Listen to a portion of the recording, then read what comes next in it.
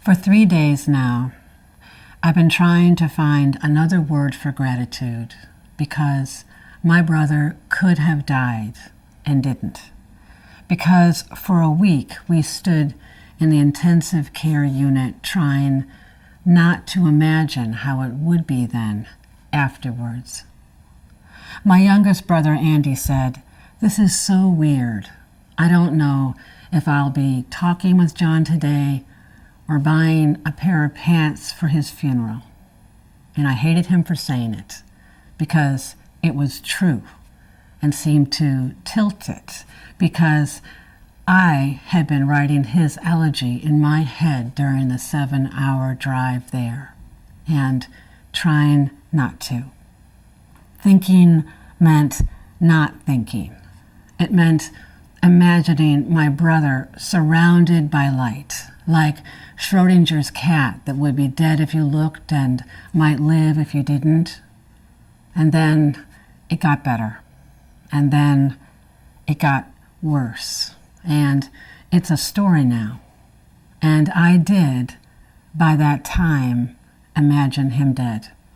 And I did begin to write the other story, how the crowd in the stifling church snapped to a tearful attention, how my brother lived again for a few minutes through me.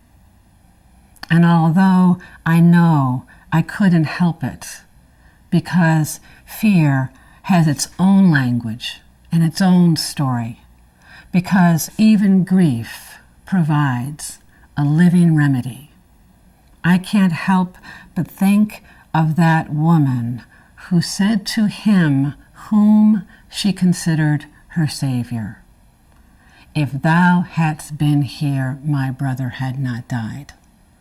How she might have practiced her speech, and how she too might have stood trembling, unable to meet the gaze of the dear, familiar figure that stumbled from the cave, when the compassionate fist of God opened and crushed her with gratitude and shame.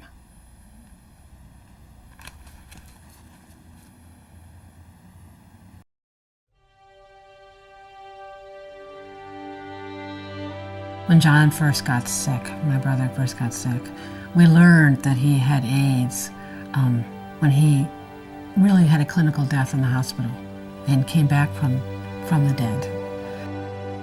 In one of those miracles you read about. To learn that he was going to die, that he did die, that he came back, and that he would probably live for a while to eventually die again was what we were all coming to understand during those days in the intensive care unit. As a writer and as a person who loved my brother, to confront the fact that even as I'm trying not to think about his dying, that I'm also beginning to find the language to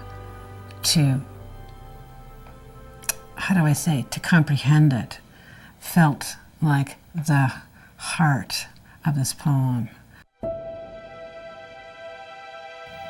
It seems to me that also poetry can be the act of saying a thing so that it stays living. If you can try to find the words to describe a moment accurately enough, time and eternity intersect. And for a minute, there is no death.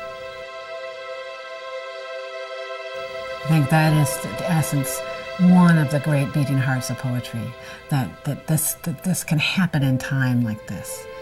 Because our real lives are circular, not linear. You know, we don't go A, B, C, D, E, F, G through life. We don't move in a linear way. We always move in the fullness of time.